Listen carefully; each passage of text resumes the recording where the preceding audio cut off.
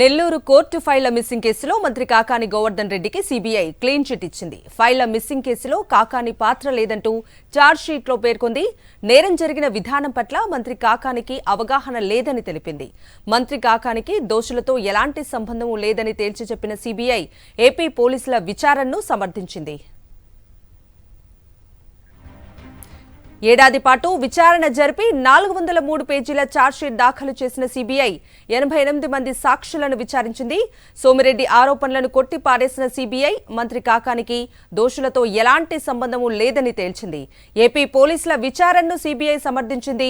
పోలీసులు నిర్ధారించిన సయ్యద్ హయత్, షేక్ హాజా, రసూళ్లను సీబీఐ దోషులుగా నిర్ధారించింది.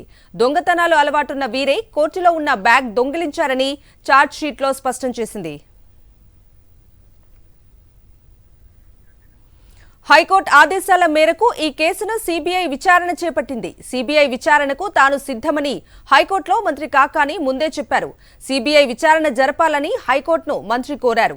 సీబీఐ విచారణకు అభ్యంతరం లేదని అప్పట్లోనే హైకోర్టుకి అడ్వకేట్ జనరల్ తెలిపారు. సీబీఐ ఛార్జ్షీట్తో చంద్రబాబు, లోకేష్, సోమిరెడ్డిలకు షాక్ తగిలింది.